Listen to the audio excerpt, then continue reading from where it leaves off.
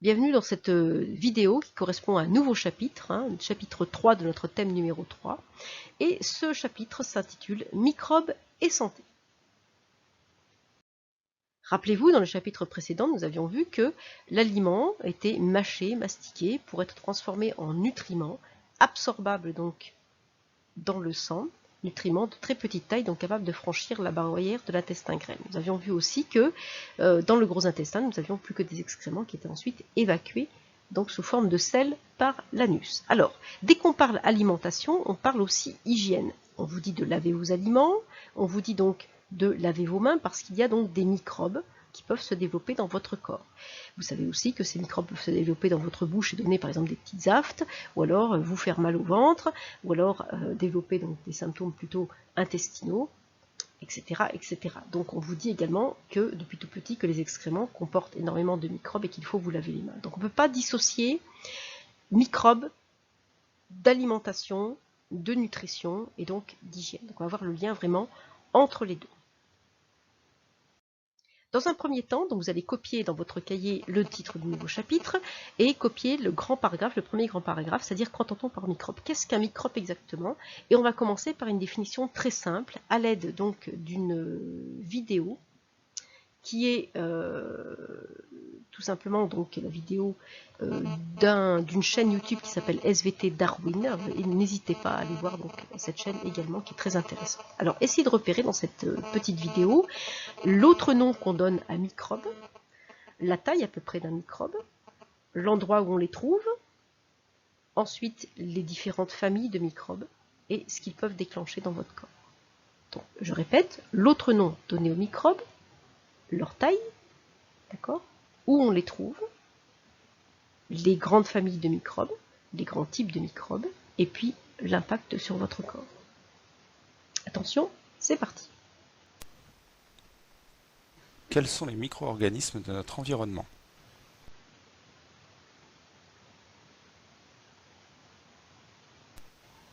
On peut trouver des micro-organismes partout dans notre environnement, sur des objets, sur des aliments, dans l'air et même dans notre organisme.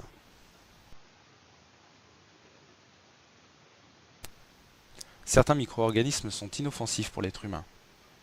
On dit qu'ils sont non pathogènes.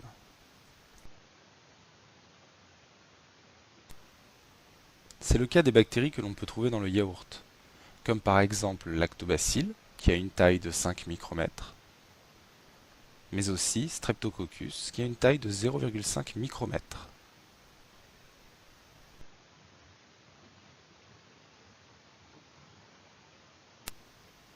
Mais qu'est-ce qu'un micromètre? Eh bien, un micromètre, c'est 10 puissance moins 6 mètres, c'est-à-dire 1 million de fois plus petit qu'un mètre. Ces micro-organismes sont donc invisibles à l'œil nu. Alors, il existe aussi des bactéries non pathogènes dans nos intestins. Ces bactéries, qui ont une taille comprise entre 5 et 10 micromètres, nous aident à digérer et à nous défendre. Plutôt pratique. En revanche, il existe des micro-organismes qui peuvent nous rendre malades. On dit qu'ils sont pathogènes.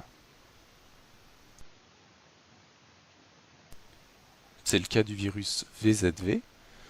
Ce virus, qui a une taille inférieure à 0,1 micromètre, entraîne une maladie que l'on connaît qui s'appelle la varicelle.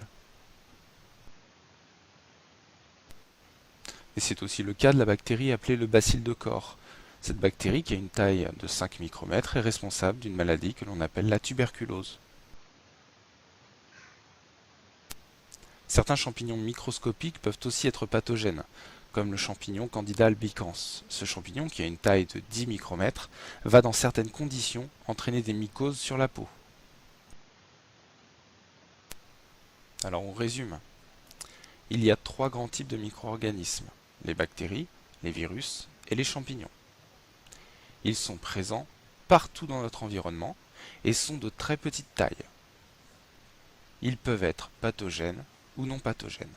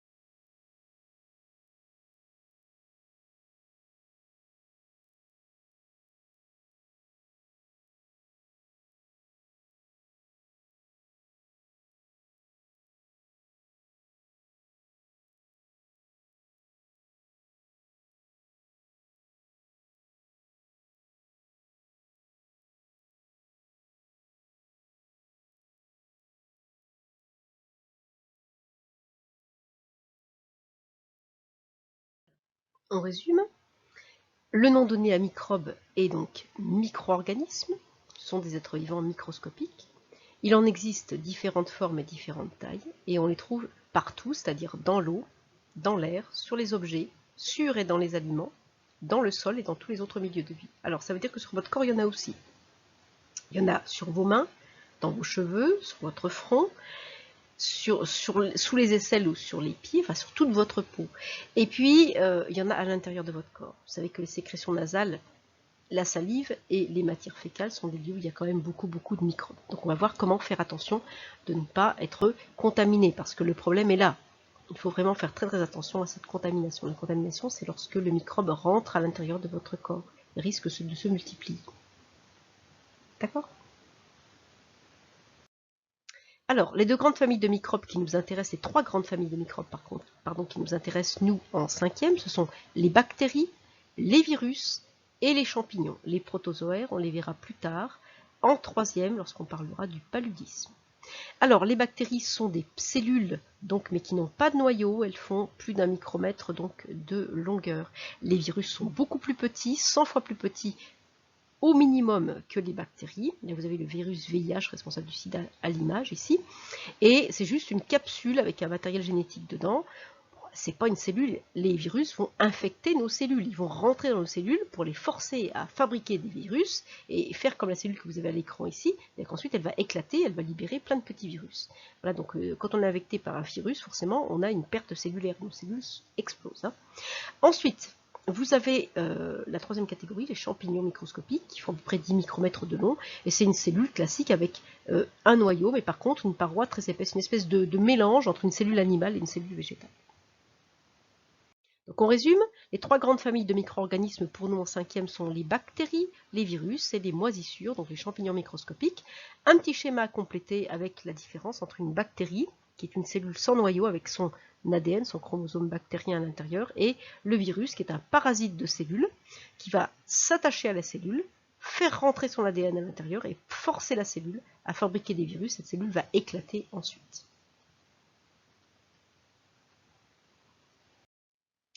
Alors, parmi ces microbes, ces trois grandes familles de microbes, il y en a deux sortes. Alors, il y a ceux qui sont utiles.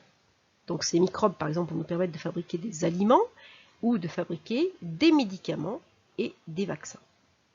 Alors, quelques exemples ici dans le document. Vous avez dans les bactéries, par exemple les bactéries du lait, qui vont permettre de fabriquer des yaourts ou certains fromages. Mais vous avez également une deuxième sous-catégorie de bactéries qui va être capable, de nous permettre de fabriquer des vaccins. À partir des virus, on peut aussi fabriquer un élément, un médicament pour se prémunir du virus. C'est-à-dire qu'on prend des virus ou des bactéries, par exemple, abîmées, où on casse les bactéries, où on écrase les virus, où on en fait des petits morceaux, et avec ça, on fait des vaccins pour préparer votre corps à l'arrivée de la bactérie ou du virus dangereux. Les moisissures aussi sont intéressantes, les moisissures bleues par exemple sur les fromages, vous les connaissez, mais il y a d'autres moisissures bleues qui permettent de faire des médicaments. C'est le cas par exemple d'un certain pénicillium, une moisissure bleue qui est une cousine de ce qu'on trouve par exemple dans le roquefort, et grâce à cette moisissure, Alexander Fleming, qui est à l'image ici, a découvert la molécule qui est juste à côté, qu'on appelle la pénicilline. Comment ? Regardez bien en fond, vous avez donc un pénicillium bleu. Cette moisissure avait contaminé un milieu de culture faite par Alexander Fleming. Alexander Fleming est en train de cultiver des bactéries pour trouver des médicaments pour comprendre comment ces bactéries se multipliaient. Et puis, ces milieux de culture auraient dû être stériles. Certains ont été contaminés par cette molécule, cette moisissure bleue. Et donc, Alexander Fleming s'est rendu compte qu'autour de la moisissure, il n'y avait plus de bactéries. Donc, il en a déduit que cette bactérie avait fabriqué un antibactérien, soit un antibiotique. Et cet antibiotique, c'est la pénicilline, et à partir de sa découverte, on a pu soigner beaucoup de tuberculeux. Alors, les levures sont aussi des micro-organismes, donc des moisissures très intéressantes, qui permettent de fabriquer du pain, du vin, de la bière, donc tout ce qu'on a comme aliment transformé. Donc on part d'un aliment simple, par exemple le lait, grâce aux bactéries on en fait des yaourts, grâce à certaines moisissures on en fait des fromages à croûte blanche, et puis grâce à d'autres encore éléments on fait des différents types de fromages. Donc là, ça c'est quand même intéressant. On améliore l'aliment. Par contre, il y a une très faible minorité de microbes qui sont pathogènes, c'est-à-dire que ces microbes, une fois qu'ils vous aurez été contaminés par eux, vont chercher à se développer dans votre corps, et donc en se développant dans votre corps, ils vont développer des maladies, ces maladies qui vont se manifester par des symptômes. Ces symptômes sont souvent les mêmes, une hausse de la température, des maux de tête, et oui les mots sont en anglais, c'est volontaire, des éternuements, de la toux, d'accord, le nez qui coule, et puis des maux de ventre. Alors parfois même un malaise généralisé. Alors toutes les familles de bactéries contiennent des pathogènes. Alors les bactéries sont celles par exemple qui vont déclencher des méningites bactériennes, des angines bactériennes, le tétanos, et puis à moindre agressivité, vous avez les bactéries qui vont être responsables d'abcès, de furoncles et des boutons d'acné par exemple. Vous voyez, donc des bactéries moins dangereuses. Donc elles sont plus ou moins pathogènes, hein. Certaines sont même mortelles. Les virus sont pratiquement tous pathogènes avec des degrés donc, de dangerosité différents. Par exemple, celui qui est responsable de la verrue ou du bouton de fièvre est beaucoup moins dangereux que celui qui sera responsable de la grippe à coronavirus, ça c'est bien évident, ou du virus responsable de la méningite virale, ou du virus responsable des angines virales. Donc, même chose, j'ai mis le mot varicelle 2 fois, excusez-moi, les virus sont parfois pathogènes, très très souvent, excusez-moi, pathogènes, alors que les bactéries sont parfois pathogènes. Certaines bactéries sont pathogènes, la plupart des virus le sont. Les moisissures ne sont pas en reste, hein. Certaines ont choisi de se développer dans notre peau et déclenchent des mycoses. Alors, il y a un microbe qui m'intéresse, vous savez de quoi on va parler maintenant, c'est le coronavirus. Parmi ces virus, vous en avez un qui nous intéresse actuellement, on est en plein dedans, c'est le coronavirus. Déjà, un coronavirus, qu'est-ce que c'est? C'est un petit virus qui est entouré, d'accord, d'une couronne, vous l'avez ici à l'image, je le fais en vert, une couronne donc de particules. D'accord, voilà pourquoi on les appelle les coronavirus ou virus à couronne. Voilà, tout simplement. Donc vous avez une modélisation 3D juste à côté où ces petits éléments sont en rouge. Donc ça c'est pas la vraie image, hein, la vraie image elle est à côté. Alors ce coronavirus-là vont être responsables du Covid-19. Alors le Covid-19 c'est le nom de la maladie. Pourquoi Covid-19? C'est une maladie donc qui a été nommée, qui a été inventée, pas inventée, mais le nom a été choisi par l'OMS le 11 février, donc pour décrire cette maladie liée au coronavirus. Alors la plupart des coronavirus sont plutôt bénins, celui-là visiblement ne l'est pas. Alors co pour corona, vi pour virus, et d pour disease, ça fait Covid, une maladie liée à un coronavirus. Et pourquoi 19? Parce que les premiers cas ont été découverts en 2019. Alors pour se prémunir du coronavirus qui est, regardez, libéré dans les micro-gouttelettes, soit de salive, soit de sécrétion nasale, hein, c'est pas forcément le cas que pour les coronavirus, c'est valable un petit peu pour tous les virus qui sont présents dans notre tube d'appareil respiratoire, eh bien on va appliquer des gestes barrières pour éviter la contamination. Si on est contaminé, on peut développer la maladie, mais on peut aussi contaminer les autres. Donc c'est ce qu'on va essayer d'éviter.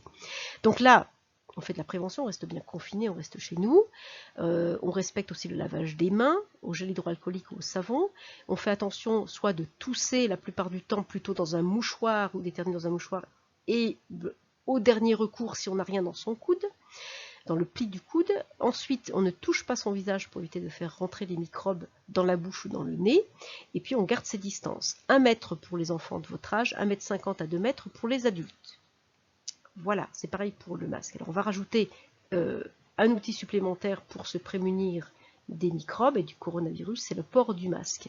Alors il ne faut pas le porter n'importe comment, ce masque, attention, si on le porte mal ou si on s'en sert mal, il peut devenir complètement inefficace. Pour un enfant, le masque se porte 4 heures, pour un adulte c'est 3 heures. Alors normalement, vous devriez avoir 2 masques dans la journée, avec un petit sac plastique pour pouvoir déposer le masque sale du matin. Si ce n'est pas le cas, s'il y a une très faible contagiosité, c'est-à-dire qu'il y a très peu de virus dans l'air, on peut garder le masque toute la journée. Donc là, quand on déconfinera, on verra ce qu'on nous dira à ce moment-là.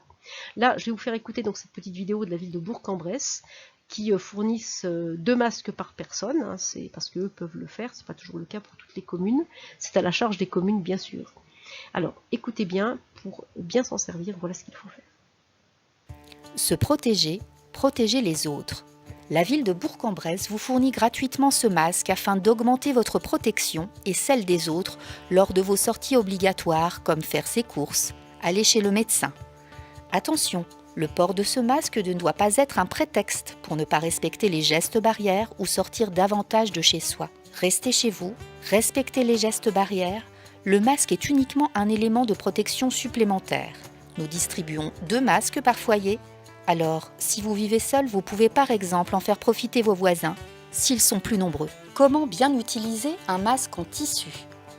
Le virus Covid-19 se trouve dans les gouttelettes de salive que l'on produit en éternuant, en toussant, en postillonnant.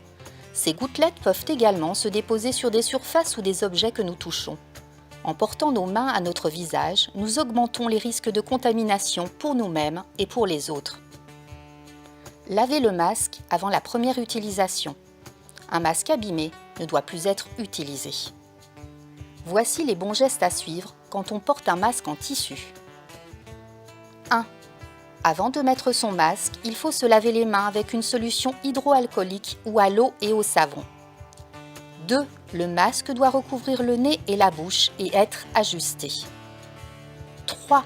Le masque est utile quand on est infecté. Il permet d'éviter de transmettre le virus via les gouttelettes de salive. Il protège les personnes que l'on pourrait rencontrer. 4. Porter un masque quand on n'est pas infecté limite les risques de transmission entre votre main et votre bouche. Mais ça ne filtre pas l'air ni ne remplace les mesures de protection de base, à savoir la désinfection des mains et des surfaces et le respect d'une distance d'au moins 1,50 m entre les personnes. 5. Porté en continu, le masque doit être changé toutes les 3 heures. 6. Attention, évitez de toucher votre masque avec vos mains. Si vous le faites, désinfectez-vous les mains. 7. Pour enlever le masque, prenez-le par les rubans. Ne mettez pas les mains sur le masque et placez-le dans un sac plastique en attendant de le laver. 8. Lavez le masque après chaque utilisation avec de la lessive ou du savon à 60 degrés et pendant au moins 30 minutes. Le séchez rapidement et soigneusement avant de le réutiliser. Donc je pense que vous avez compris que l'objectif, vous avez donc très bien compris que l'objectif est, Gandalf le dit très bien, c'est que le microbe ne passe pas. Merci Gandalf. Donc l'objectif est de ne pas être contaminé. Donc on associe les gestes barrières avec le masque. D'accord ? Donc vous avez compris, je résume bien, c'est important. Vous ne touchez que les élastiques du masque pour le mettre et pour l'enlever. Si vous voulez vous moucher, par exemple, vous prenez l'élastique d'un côté vers votre oreille, et puis vous mouchez, vous remettez. Vous ne touchez surtout pas la partie qui est devant votre bouche et votre nez.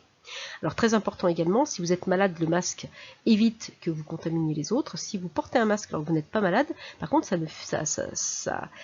ne remplace pas les gestes barrières, il faudra continuer. Donc ne pas arrêter les gestes barrières parce qu'on a mis son masque. Alors on va noter qu'une minorité de microbes sont pathogènes et voire même dangereux pour l'homme. Il faut donc respecter certaines règles d'hygiène afin de ne pas être contaminé, c'est très important. Mais la plupart des microbes sont inoffensifs, utiles, voire bénéfique, c'est ce qu'on va voir tout de suite après le négatif, on va passer un petit peu plus de positif. Alors, cette deuxième partie donc de votre chapitre, on va s'intéresser au microbiote. Et on va essayer de donner une définition simple. Donc cette fois, on est à l'intérieur du corps ou sur le corps et on va voir plutôt des microbes qui seront très utiles à votre santé. Alors, même chose, vous écoutez bien, essayez de trouver une définition simple de ce qu'est le microbiote pour essayer de bien comprendre le lien entre microbiote, santé et digestion. Attention, c'est parti.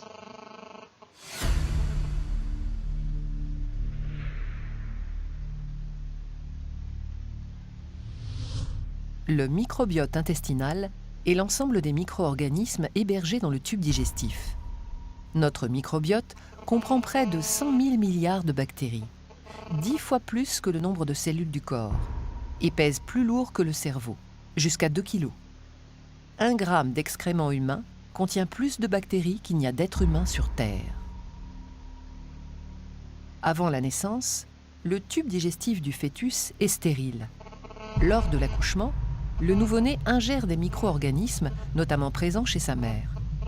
Son tube digestif est ainsi rapidement colonisé par des bactéries vaginales et fécales maternelles. Il connaît alors un véritable bactérie-boom.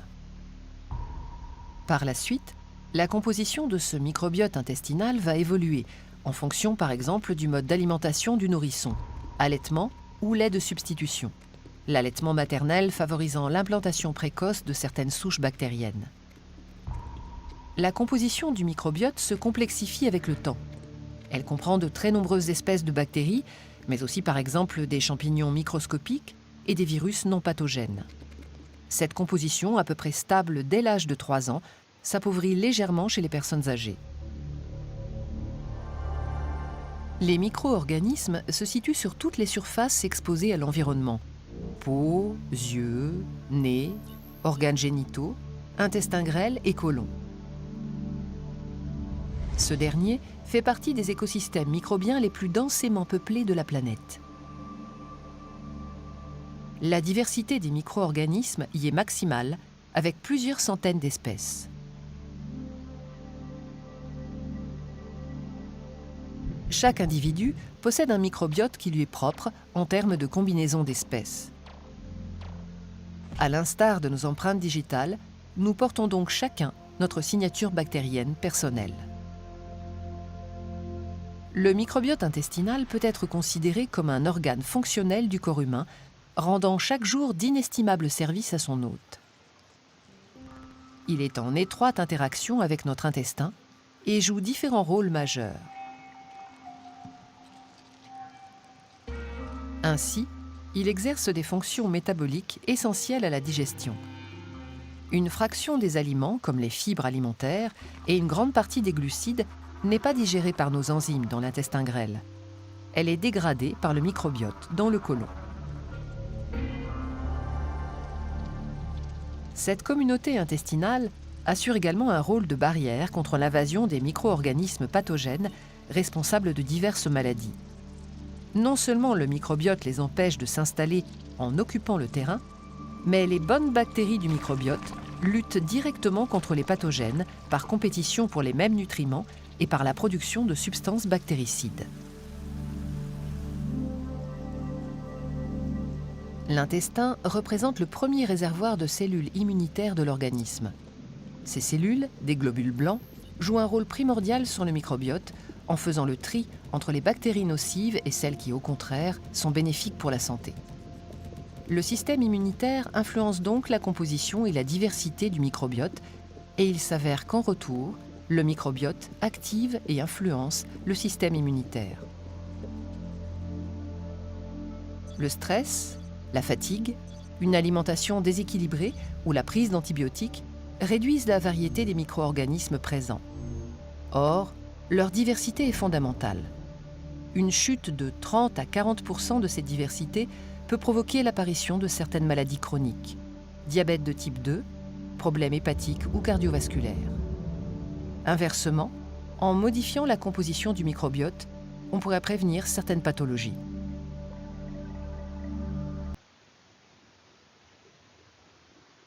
Alors, on fait le bilan. Le microbiote, d'abord, c'est l'ensemble des micro-organismes, donc des bactéries, des virus, des champignons non pathogènes, qui vont vivre dans un environnement particulier. Alors, vous avez vu que dans votre corps, il y a différents types de microbiotes. Au niveau de la peau, de la bouche, de l'intestin grêle, du côlon, c'est-à-dire partout où les microbes pathogènes pourraient rentrer, eh bien, vous avez non seulement un système de défense propre à votre corps, mais vous avez aussi d'autres microbes qui n'ont pas du tout envie de laisser leur place. Les microbes de votre microbiote, qui sont au point d'entrée, d'accord, et sur votre peau et au point de sortie, ne vont pas du tout accepter que des virus ou des bactéries ou des champignons pathogènes s'installent. C'est aussi un deuxième système de défense. Donc ça veut dire qu'on vit avec des microbes qui sont bien avec nous et qui sont contents de l'être. Donc ça veut dire qu'on est un grand écosystème dans lequel, vous avez vu, le nombre, c'est absolument énorme, il y a plein de microbes qui vivent bien avec nous, c'est-à-dire en symbiose et qui nous défendent contre les autres. Alors, le plus développé des microbiotes, vous l'avez entendu, c'est le microbiote intestinal. Alors, on a vu qu'il y avait dans les différents organes du tube digestif, eh bien, vous avez des pH, donc des acidités différentes. Dans l'estomac, c'est très acide, mais il y a du dioxygène. Donc, quand même, regardez, des microbes qui vont réussir à s'installer. Les streptocoques et les lactobacilles. Quand vous prenez, par exemple, vous mangez un yaourt, eh bien, les bactéries vont survivre dans votre estomac et donc vont empêcher, par exemple, je ne sais pas, des bactéries responsables de gastroentérite de s'installer. Elles vont vous défendre. Dans l'intestin grêle, c'est un peu moins acide, c'est plus un milieu basique, il y a peu de dioxygène, et vous allez avoir, du coup, les deux autres familles, les deux premières familles qui vont être présentes, et puis encore deux autres qui vont être là. Vous aurez 4 familles donc, de bactéries qui vont vous défendre contre les pathogènes.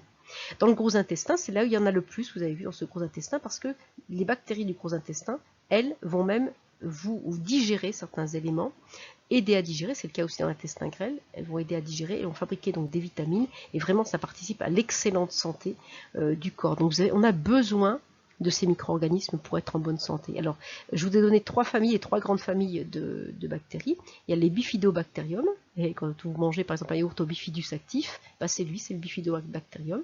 L'enterococcus et Escherichia coli, qui est vraiment le plus classique. Alors, vous avez leur taille en dessous, à peu près donc l'échelle.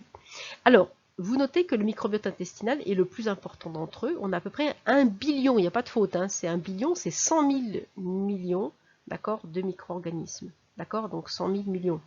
D'accord, donc c'est important. Soit 2 à 10 fois plus que le nombre de cellules qui constituent notre corps. Enfin, en gros, vous avez 2 kg de bactéries dans l'intestin pour être en bonne santé. C'est important. Deuxième chose importante, ce microbiote, on peut le voir. Regardez bien, là on a colorié en vert les noyaux donc, des cellules, d'accord, des cellules intestinales. Et regardez bien, on voit donc la muqueuse intestinale. Et en rouge, vous avez le microbiote, c'est quand même assez intéressant. Alors ce microbiote, vous en avez un exemple ici, eh bien c'est Escherichia coli, vous voyez, il forme des petites colonies, d'accord, qui se regroupent en petits amas. Vous voyez, elles font à peu près 1 à 1,5 micromètre de long, 1 à 2 micromètres de long. Donc Escherichia coli, c'est vraiment une bactérie très courante. Donc le microbiote intestinal, il est propre à chaque individu. C'est un peu comme on comparait ça à des empreintes digitales. On peut, par exemple, dans une maison, repérer au type de microbes qu'on va trouver dans la maison si on a affaire à des hommes ou à des femmes, parce qu'on n'aura pas forcément les mêmes. On peut aussi identifier certaines personnes à leurs excréments, etc. C'est assez compliqué, mais on s'en sert de plus en plus aussi, mine de rien, en police scientifique. Alors, la bactérie Escherichia coli est commune à tous les êtres humains. D'accord, donc ce qui fait que votre microbiote est unique. On a des bactéries en commun, mais peut-être en quantité différente. Et on a des bactéries, par exemple, qui sont très différentes d'un sexe à l'autre ou d'un âge à l'autre. Donc, c'est une signature, d'accord, en termes de qualité, quantité, et il est vraiment unique suivant l'individu. Alors, le microbiote de l'individu, vous l'avez compris, se forme dès la naissance au contact des microbes de la mère, d'accord, et sous l'influence de l'alimentation, de la génétique, peut-être des maladies aussi qui seront dedans, du niveau d'hygiène de la personne, des traitements médicaux et de l'environnement, sa composition va évoluer tout au long de la vie. Quand on est petit, de 0 à 3 ans, le microbiote va plutôt se diversifier. À l'âge adulte, ce microbiote va se diversifier puis se stabiliser. Et puis, il va avoir tendance à s'appauvrir quand on va vieillir. Donc, l'alimentation du senior doit apporter aussi des probiotiques. C'est un mot que vous avez peut-être entendu, c'est-à-dire des microbes qui vont s'installer là où il faut. Les micro-organismes du microbiote intestinal vont se nourrir de quoi? Vous l'avez entendu dans la vidéo, des fibres alimentaires et aussi des sucres qui n'auront pas été donc digérés. Donc il y a un rôle digestif, ils finissent la digestion. Ils vont fabriquer aussi des vitamines. Alors des vitamines K, vitamine B12, vitamine B8 qu'on ne trouve pas forcément dans les aliments. Donc il y a un rôle de fabrication. Vous avez entendu que ce microbiote, toutes les bactéries, virus et puis aussi moisissures donc dans votre microbiote vont éliminer les bactéries pathogènes. Donc il y a un rôle protecteur. Ils vont libérer finalement des antibiotiques qui ne seront pas dirigés contre eux, mais qui seront dirigés contre les bactéries pathogènes. Et puis, ils vont contrôler l'absorption des acides gras, du calcium et du magnésium. Donc il y a un rôle dans la prise ou la perte de masse. Ça, c'est important. On a vu finalement que, par des études, la composition de votre microbiote a une grosse influence sur votre prise de poids ou votre non-prise de poids. Voilà, donc on va le voir. Là, vous avez ces expériences qui ont été faites et qu'on reverra en détail en 3e. Enfin, en gros, on a pris des jumelles, donc la même identité génétique, mais qui ont 2 microbiotes très différents. Alors, il y en a... on ne va pas dire qu'elles ont des microbiotes différents. Il y en a une qui a un problème de poids, qui tend vers l'obésité, alors que l'autre a un poids tout à fait normal. Et pourtant, ce sont des jumelles, elles sont identiques génétiquement. Donc, ce qu'on a fait, on a contaminé une souris receveuse avec le microbiote de la jeune femme qui était obèse. Et on se rend compte que la souris se met à grossir. Ensuite, on a contaminé une autre souris receveuse avec le microbiote de la jeune femme, de la jumelle qui était mince. Eh bien, on voit que la souris reste mince. Ensuite, on a mis les 2 souris ensemble. On a mis celle-là et celle-là ensemble. Et on s'est rendu compte que les 2 souris mincissaient, c'est-à-dire que celle qui était plus forte perdait du poids au contact de l'autre. Alors la raison est très simple, les souris sont coprophages, c'est-à-dire qu'elles mangent les crottes, leurs propres crottes. Et et elle mange donc les crottes des autres. Donc ça veut dire que notre souris en jaune, entre guillemets, qui avait reçu le microbiote de cette jeune femme obèse et donc qui avait tendance à grossir, elle s'est contaminée en mangeant les crottes de l'autre souris. Donc elle s'est contaminée avec le microbiote très diversifié de la jumelle qui était mince et qui s'était développée dans la souris receveuse. Le microbiote, il a fait ça, ça, il est allé ici, il est allé, hop, à l'intérieur de cette souris. Donc le microbiote de la souris, entre guillemets, jaune, est devenu beaucoup plus diversifié, et donc il y a eu un impact très important sur, avec une alimentation normale, hein, je dirais équilibrée, hein, sur la perte de masse. Donc elle a pris du poids au départ, et puis ensuite elle en a reperdu. Alors attention, ça ne remplace pas une bonne hygiène alimentaire. Il faut une hygiène alimentaire équilibrée. Donc ça veut dire que votre microbiote est quand même relativement fragile. En même temps, il se répare vite. Hein. Donc ce qui peut déséquilibrer un microbiote, c'est par exemple la pollution des molécules qui sont dans l'air ou dans les aliments trop transformés, les additifs, les édulcorants, etc., le stress, la prise de certains médicaments, évidemment, les antibiotiques autres que ceux libérés par notre microbiote, hein, les anti-inflammatoires, mais aussi chez les femmes la ménopause, la consommation d'alcool, le sport trop intensif avec une trop grande consommation d'eau par exemple, les infections bactériennes, tout ça va modifier votre microbiote. Alors, ce qui peut par contre le rectifier et le rendre meilleur et avoir un impact vraiment sur votre poids, c'est-à-dire qu'il n'y a pas que l'aliment qui compte, c'est-à-dire le fait qu'il y ait peu de graisse, peu de sucre, on fait souvent attention à ça, à la quantité d'énergie, mais on oublie aussi qu'il faut avoir un bon microbiote pour bien assimiler les choses et pour bien se débarrasser, aussi gérer nos acides gras, notre cholestérol qui sont souvent à l'origine de la prise de masse. Il faut une alimentation riche, saine et variée, ce qu'on appelle la healthy food.